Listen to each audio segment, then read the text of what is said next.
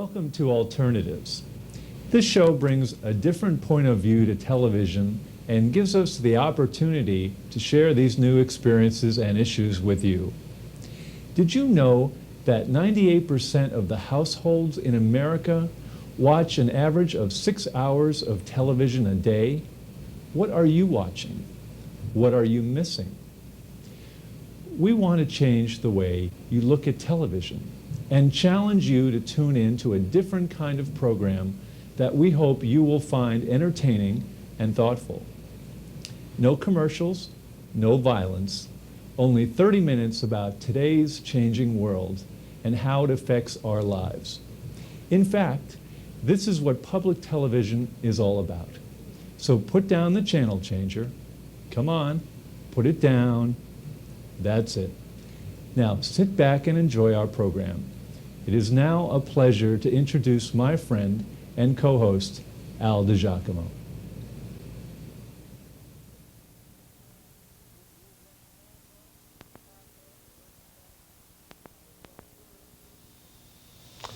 Thanks, Greg. We're here at the Oakland Public Library launching off our new series of programming called Alternatives. It's my distinct pleasure to welcome Oakland's poet and playwright, Okey Chenoweth. Okey, thank you for being on our new show. Thank you, Al. It's good to see you again, and it's really good to be here.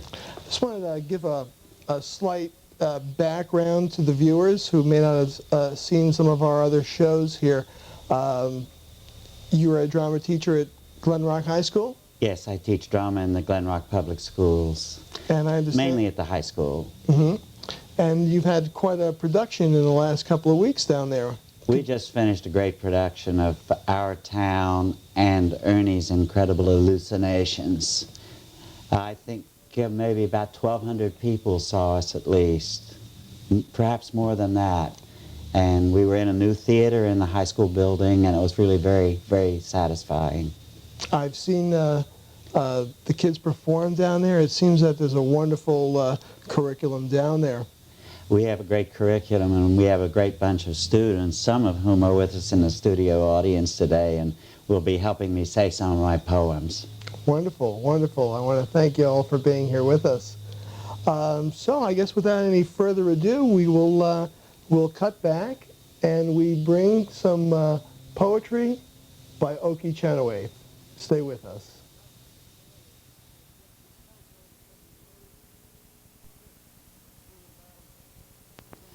I'm at it. I'm not much of a poet of birds and kites, and balloons don't send me either, and I don't get up early to watch the sunrise, and I don't stay up late to see it set. And sometimes I think I'm not even a poet at all, and I'm probably not. But still, out of the blue, not the sky that is, comes this or that, and out comes a pencil, and I'm at it.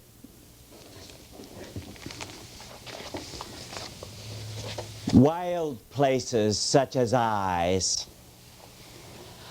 I no longer wish to go to wild places such as eyes. Eyes are wild places to which I do not wish to go. To go to wild places such as eyes is more than I wish to do. Eyes, if you do not mind my saying so, are wild places to which I do not wish to go. But if there are those of you who do go to wild places such as eyes, you have my blessing and my love. But eyes are wild places to which I do not wish to go. When you've gone and come back again, perhaps I'd still like to hear what there is in wild places to which I do not wish to go. It would be wrong of you to assume that to wild places I have never been, but it would be equally wrong of you to assume that I should ever want to go again. I'm going to ask students to say this poem with me or after me. I'll do the line and then I'll ask them to repeat it. Men on motorcycles don't have mothers. Men on motorcycles don't have mothers. They're ripped from the womb of the wind. They're ripped from the womb of the wind. And the wind doesn't grow old and die. And the wind doesn't grow old and die. And men on motorcycles don't cry. And men on motorcycles don't cry. I'd like to dedicate this reading to everyone who's willing to listen, but especially to my wife, Jane, who's also my best friend of 40 years, to my daughter, Carol, to my sons, Thomas, Chenoweth, and Milo Reese, to all my present and former students everywhere, also especially to my college teacher, Claire Fiorentino, and my present mentors, and who have been my mentors for many years in poetry, Maria Gillen and Selden Rodman, whom I thank for all their encouragement, support, and literary advice over the years. When it rains bubble gum, Sally, one day when it rains bubble gum, or snows balloons, or the generous wind blows blue orchids in, I will climb into my Cadillac of green and chase the moon, which of course will be nowhere to be seen. I will see oceans stripped to the skin and blonde fields like the breasts of fair maidens. The sensible corn, of course, will be standing stalwart and strong and waving. You'll die in the unclothed ocean. You'll go over the rim of the canyon. Beware of the breasts of young maidens. The sensible corn, tall and green and golden, will sing songs that are factful, not loving, of children who are not forever young, of parents who cherish their childhoods too long. But I promise on my promise not to listen. I promise not to listen. For the corn's truth is also the truth of a season. I will rev up my Cadillac of green, born also of dreams and steel and illusion, and through fields and forests and canyons, my mad and merry chase continue, my rage for lost dreams continue, my dumb but happy search for the moon.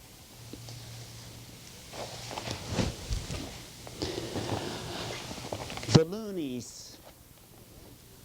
All the loonies have been gathered in, and so the night can be allowed to pass.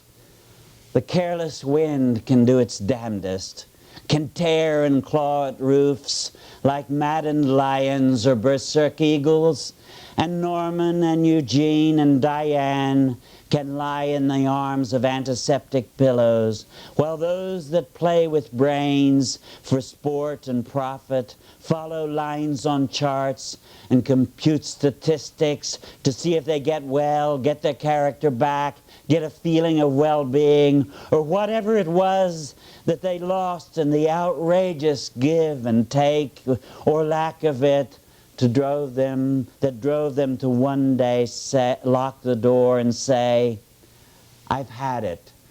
Come for me only if someone needs my arms or me.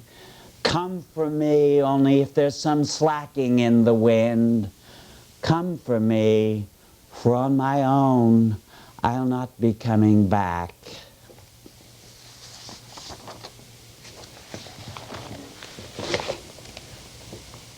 They're all gone now, and their voices echo in the libraries and in the halls, and where they've been to drink water once. There's no one. Only the sound of the electricity entertaining itself while I am alone. But it's all right now, for I have other sounds I want to hear. I have other sounds I want to make. At least I think so. I keep saying so.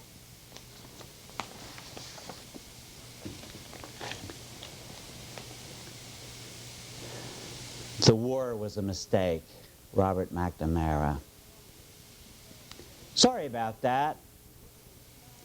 Though my tears have not drowned the wind, nor made a desert of my privileged face, I can say that I have imagined the bright insides of 18-year-olds burst across the grass like bits of watermelon.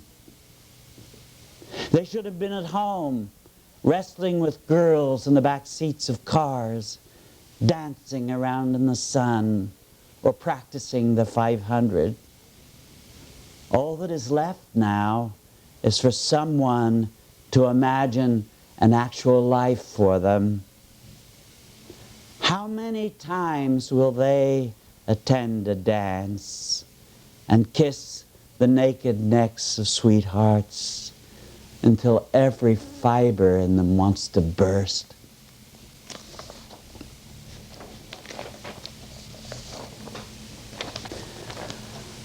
A single palm. Yes, locust trees are fine, and beeches, and it's good to have some rhododendron under your window. And who could object to maples? They're practically the staff of life. But all of these and more will not make up for a single palm, chaffed, shaggy, casual, drawing in my mind all that's worthy, hard, and durable.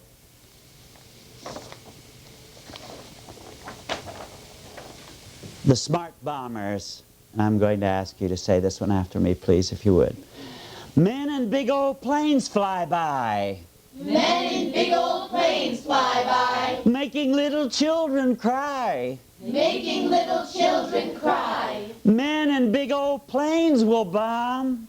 Men in big old planes will bomb Almost anybody's home. almost anybody's home. To Sally. Sally is a cat. Sally, remember the time when you peered toward the ground from Carol's rhinestone purse as she swung toward heaven? And Thomas sat on his red and yellow three-wheeler, naked as God, creating other worlds. That long ago afternoon was our taste of Eden. A boy naked in the sun, a girl and her kitten on the swing. Now that time has flown like the bright birds of summer that will sing in our minds forever. Please stay tuned. We'll be right back.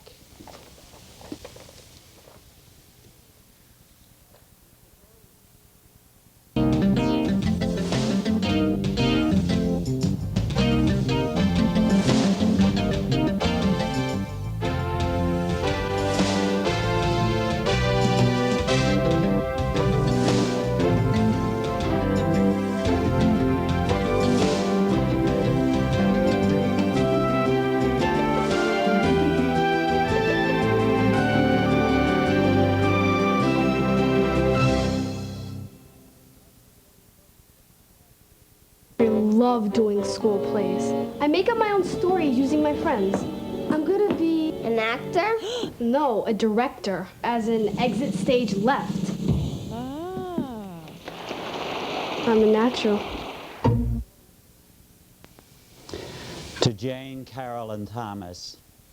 If on your request I could grab the haze around the moon, if in the act of swerving I could miss a head-on and forever go on missing it, if in this moment of forever relaxation I could look at you and you and you and hold it, while the centuries go galloping on like fools in hot pursuit of goals, I'd trade my share of the crescent moon, stars, and all the galaxies for it.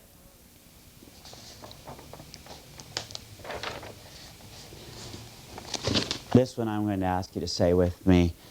Rock. Rock. On this rock I will build my... On this rock I will build my... Rock. Rock. Rock of ages. Rock of ages. Rock. Rock. Rock-a-bye baby. Rock-a-bye baby. Rock. Rock. Rock. Rock. Let him without sin cast the first. Let him without sin cast the first. Rocks. Rocks. Rock. Rock. People who live in glass houses shouldn't throw them. People who live in glass houses shouldn't throw them. Rock. Rock. Rock. Rock. Rock. Rock. Stones. Stones. Stoned. Stone. Rock. Rock. Rock. Rock. When it's all said and done, When it's all said and done, you get a stone. you get a stone. Or rock. Or rock. Rock. Rock. Rock. Rock. Rock. Rock. Rock. Rock. This poem was published in Maria Gillen's Patterson Literary Review recently.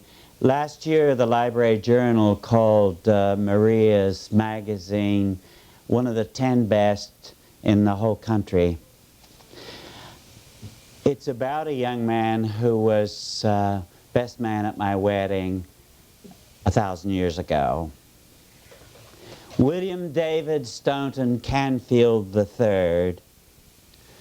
David thought he was a cool dude, but he wasn't. He was skinny, and he was bright, like the sun, but he was also dim, like dumb. He didn't see that his skinny butt was always going to be in trouble with the cops, the bill collectors, the Internal and External Revenue Service, and that his jazz was just going to splatter against walls forever and ever, and that no nice people were ever going to come and say, William David Staunton Canfield. His mother had had about 5 husbands. William David Staunton Canfield, I've come back tonight to hear you play that tune again. David was so dumb that he didn't know that no one else in the whole world reads Thomas Mann. He was so dumb that he didn't know that eventually Shakespeare wasn't going to take over the whole world. He was so dumb that he didn't know that Shakespeare was always going to be a beggar, except when some king took him in. David was so dumb that he didn't know that the cops that shot him down, who mistook him for a thug and shot him down in L.A., he was so dumb he didn't know that the poems in his pocket wouldn't be mistaken for a plan to bomb the police station. David, with his jazz and his Thomas Mann, was too dumb to live, and he didn't for very long. He didn't live as long as he was tall. He was so tall, you wondered how the water got up from his roots to feed his leaves. He was so skinny, you wondered how the branches could support all those names. William David Staunton Canfield. He was so smart, you wondered how all those thoughts could fill all those branches with twigs and leaves and veins. But David was so dumb he couldn't see how those bullets could hit such a slender target.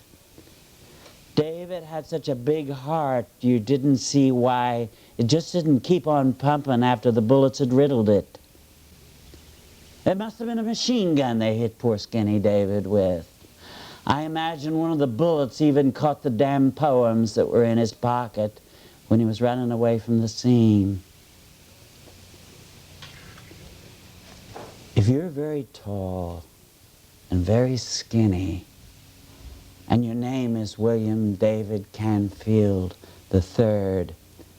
Don't go near the police station or the scene of a crime, 'cause your pimply face will get blown over a city block of LA, and your body will be too long to go into the coffin, and your name will be too long to go on a tombstone.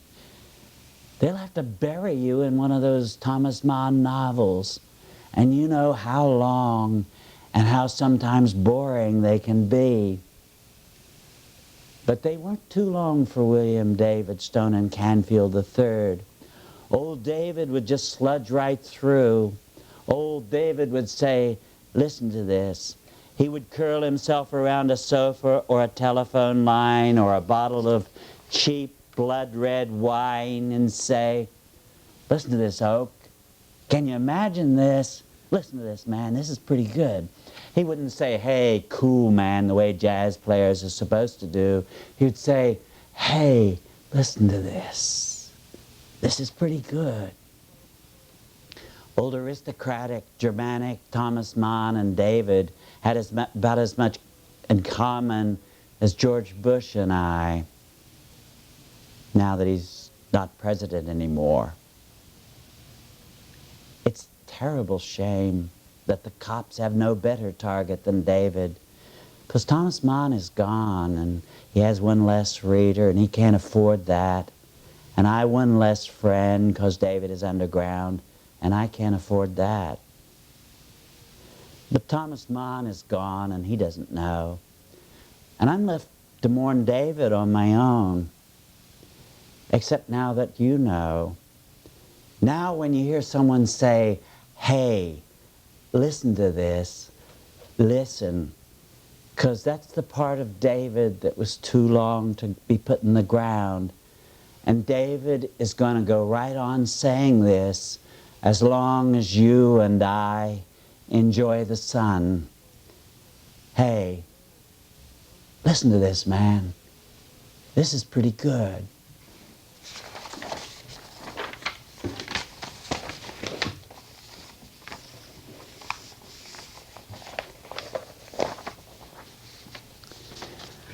Newspaper story headline, body counts do not tell the whole story.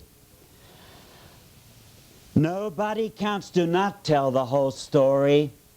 A body count of one is the death of a quadrillion thoughts, 1,000,000 green fields, 100 dreams of home and hearth, 1,000 aspirations, 1,000,000 hopes, 1,000,000,000 sighs, 1,000,000,000,000 kisses, 1,000,000,000 words, 20,000 nights of love, 1,000,000,000 looks at the stars, so many books, so many good mornings, so many good nights, so many lights in lovers' eyes, so many of God's designs, so many signs of affection, so many songs, so much love lost in the grass, so much labor, so much companionship, so much affection, so much caring, so much just fooling on a summer's day, so much slipping and sliding in winter, so many tears, so many cries of pleasure, so much joy, so much quiet breathing,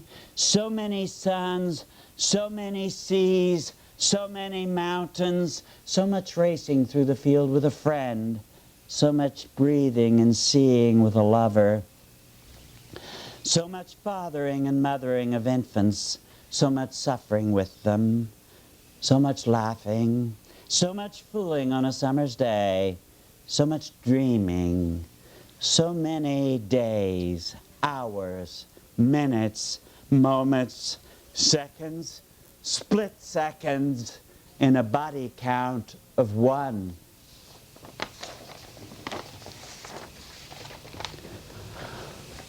Why couldn't I have known all along?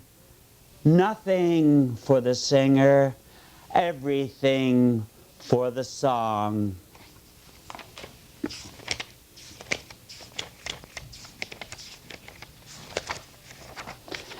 A list of prayers and a gift. Let me pick up after myself. Let me say thank you for singing me to sleep. Let me respond happily to all gifts. Let me do well in school. Let me say goodbye gently. Let me say hello more. Let me leave behind without abandoning. Let me repair broken promises. Let me fulfill expectations. Let me put your heart back together. Let me give you back your lost sleep. Let me separate only when you are ready. You whom I have torn apart, let me put back together. Let me add up all my grudges and come to zero. Let me give you everything I kept from you. Let me make the most of you. Forgive me for not having done so. I hereby give you all I meant to do.